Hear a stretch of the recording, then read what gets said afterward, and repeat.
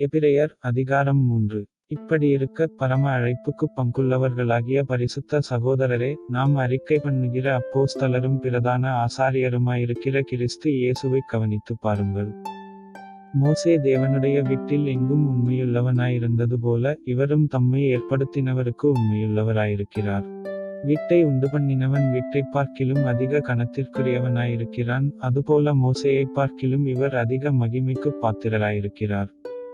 ஏனெனில் எந்த வீடும் ஒருவனால் உண்டாக்கப்படும், எல்லாவற்றையும் உண்டுபண்ணினவர் தேவன். சொல்லப்படப்போகிற காரியங்களுக்குச் சாட்சியாக, மோசே பணிவிடைக்காரனாய் அவருடைய வீட்டில் எங்கும் உண்மையுள்ளவனாயிருந்தான். கிறிஸ்துவோ அவருடைய வீட்டிற்கு மேற்பட்டவரான குமாரனாக உண்மையுள்ளவராயிருக்கிறார். நம்பிக்கையினாலே உண்டாகும் தைரியத்தையும் மேன்மை பாராட்டலையும் முடிவு பரியந்தம் உறுதியாய்ப் பற்றிக் கொண்டிருப்போமாகில், நாமே அவருடைய வீடாயிருப்போம். ஆகையால் பரிசுத்த ஆவியானவர் சொல்லுகிறபடியே இன்று அவருடைய சத்தத்தைக் கேட்பீர்களாகில். வனாந்தரத்திலே கோபமூட்டின போதும் சோதனை நாளிலும் நடந்தது போல உங்கள் இருதயங்களைக் கடினப்படுத்தாதிருங்கள். அங்கே உங்கள் பிதாக்கள் என்னைச் சோதித்து என்னைப் பரீட்சை பார்த்து 40 வருஷ காலம் என் கிரியைகளைக் கண்டார்கள்.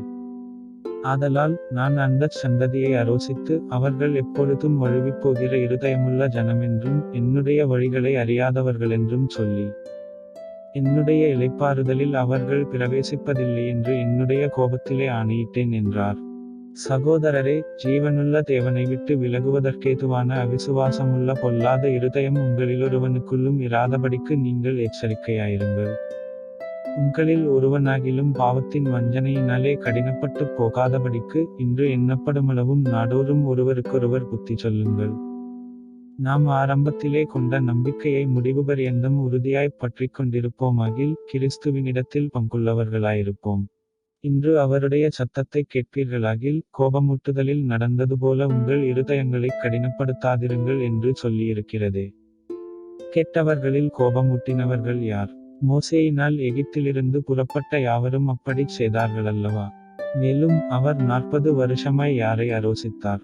பாவஞ்செய்தவர்களையல்லவா? அவர்களுடைய சவங்கள் வனாந்தரத்தில் விழுந்து போயிற்றே. பின்னும் என்னுடைய இளைப்பாறுதலில் பிரவேசிப்பதில்லை என்று அவர் யாரைக் குறித்து ஆணையிட்டார்?